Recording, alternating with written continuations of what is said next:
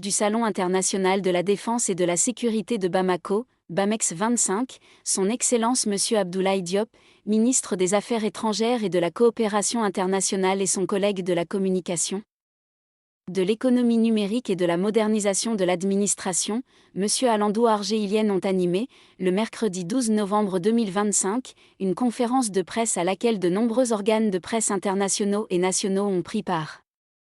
Cette conférence de presse tenue en présence du directeur de BAMEX 25 s'inscrit dans la dynamique de communication gouvernementale visant à mettre à la disposition des organes de presse des informations fiables qui reflètent la situation réelle du pays, dans un contexte de cabale médiatique et de déstabilisation orchestrée contre le Mali. Pour les ministres, la tenue du présent salon international à Bamako qui a mobilisé une dizaine de pays d'Afrique et d'ailleurs est un signal important dans le contexte géopolitique actuel et un démenti clair de ce qui est prétendument et faussement véhiculé sur le Mali et sur Bamako. Évoquant la situation actuelle du pays, les ministres ont, entre autres, souligné les importants efforts conjoints des forces de défense et de sécurité du Mali et de la Confédération AES dans la sécurisation et l'approvisionnement du pays en hydrocarbures. Évoquer le plan stratégique mis en œuvre par le gouvernement malien pour faire face aux défis de l'heure, dénoncer les actions de déstabilisation soutenues par des campagnes médiatiques pour sanctionner les choix politiques et de partenariat du Mali.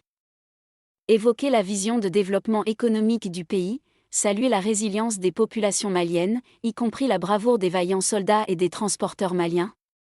et réaffirmer l'ouverture de notre pays à des partenariats sincères et respectueux des nouveaux principes de gouvernance publique. Pour le ministre Diop, le sort du Mali ne se décide ni sur les plateaux de télévision ni dans les services de renseignement étrangers, mais au Mali et par les Maliens qui ont compris les enjeux de la lutte contre ces forces hybrides et sont déterminés à protéger et défendre leur pays. Dans ce cadre, il a rappelé le nouveau paradigme au Mali et au sein de la Confédération AES, qui est celui de briser la chaîne de la dépendance et de se prendre en charge dans une dynamique de renforcement et de modernisation continue de nos armées,